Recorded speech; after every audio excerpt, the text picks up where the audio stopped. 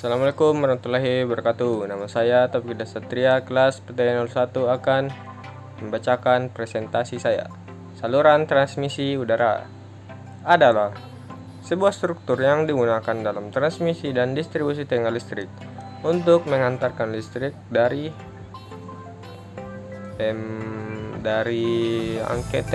ke tempat yang jauh. Saluran dapat terdiri dari satu atau lebih konduktor, umumnya kelipatan 3, yang dipasang di menara atau tiang.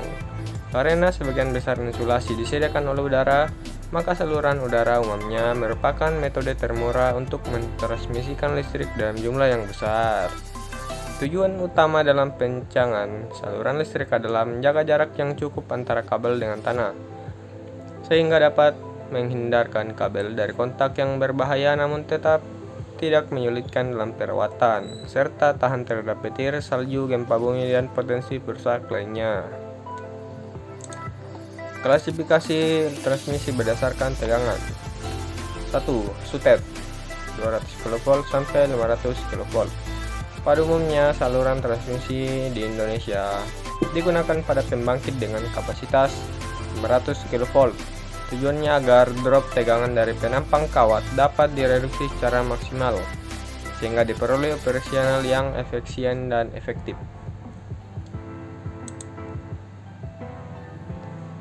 2. Saluran udara tegangan tinggi SUTT 30 kV sampai 150 kV. Pada saluran transmisi ini memiliki tegangan operasi antara 30 kV sampai 150 kV. Konfigurasi jaringan pada umumnya single atau double circuit, di mana satu sirkuit terdiri dari 3 fasa atau 4 fasa. 3 fasa dengan 3 atau 4 kawat. Biasanya hanya 3 kawat, dan pengantar netralnya diganti oleh ground sebagai saluran kembali. Jarak terjauh yang paling efektif dari saluran transmisi ini adalah 100 km. C. Saluran udara tegangan menengah SUTM. Saluran ini lebih meningkatkan keamanan dan keandalan penyaluran tenaga listrik. Penggunaan pengantaran telanjang atau pengantaran berisolasi setengah pada konstruksi jaringan saluran udara tegangan menengah 20 kV dapat juga digantikan dengan konstruksi penghantar berisolasi penuh yang dipilih.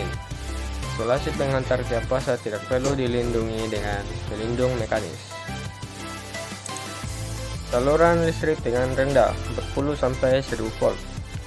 Transmisi saluran udara ini adalah bagian hilir dari sistem tenaga listrik pada tegangan distribusi di bawah 1 kV yang langsung memasok kebutuhan listrik tegangan rendah ke konsumen.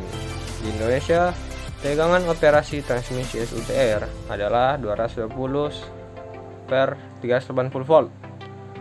Jaringan tegangan rendah digunakan untuk menyalurkan daya listrik ke pelanggan, tergantung pada jenis kebutuhan pelanggan. Klasifikasi transmisi berdasarkan arus listrik.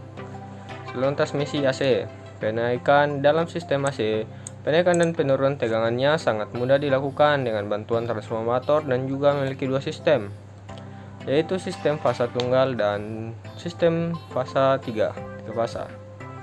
Sehingga saluran transmisi AC memiliki keuntungan, yaitu daya yang disalurkan lebih besar, nilai sesaatnya konstan, dan mempunyai medan magnet putar.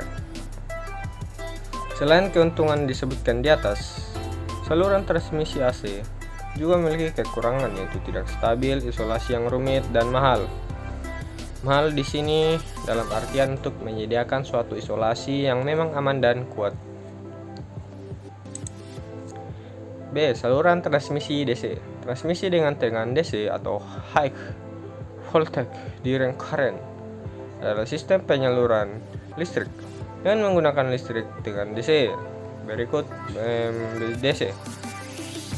Dalam saluran transmisi DC, daya digunakan atau efisiennya tinggi karena mempunyai faktor daya 1, tidak memiliki masalah terhadap stabilitas terhadap sistem. sehingga memungkinkan untuk penyaluran jarak jauh memiliki isolasi yang sederhana. Kelebihan dari saluran udara antara lain yaitu lebih efektif dan leluasa dalam upaya perluasan beban, dapat digunakan untuk penyaluran tenaga listrik pada tegangan di atas 66 kV, lebih mudah dalam pemasangan bila terjadi gangguan hubung singkat, mudah diatasi dan dideteksi, mudah dilakukan perluasan pelayanan dengan penarikan cabang yang diperlukan, mudah memeriksa jika terjadi gangguan pada jaringan, mudah untuk melakukan pemeliharaan, dan tiap jaringan distribusi primer dapat pula digunakan untuk jaringan distribusi sekunder dan keperluan pemasangan trafo atau gardu distribusi tiang, sehingga secara keseluruhan harga instalasi menjadi lebih murah. Ya. Kekurangan dari saluran udara: mudah terpengaruh oleh cuaca buruk, bahaya petir, badai tertimpa pohon, dan sebagainya. Untuk wilayah yang penuh dengan bangunan yang tinggi, sukar untuk menempatkan saluran. Masalah efek kulit, induksi, dan kapasitansi yang terjadi akan mengakibatkan tegangan drop lebih tinggi. Ongkos pemeliharaan lebih mahal karena perlu jadwal pengecatan dan penggantian material listrik bila terjadi kerusakan. 3. Faktor yang mempengaruhi pemilihan tipe struktur transmisi. Menurut Pohlman, banyak yang mempengaruhi peneliti dari saluran transmisi overhead dalam pendesanan. Hal itu perlu diperhatikan adalah public concern, adalah memperhatikan keadaan masyarakat seperti kehidupan, pekerjaan, dan sebagainya. Biasanya mengadakan hearing sebagai salah satu proses perizinan pembangunan jaringan transmisi baru. 2 adalah teknik pembangunan, di mana jenis tiang pol atau lattice memiliki cara pembangunan yang berbeda.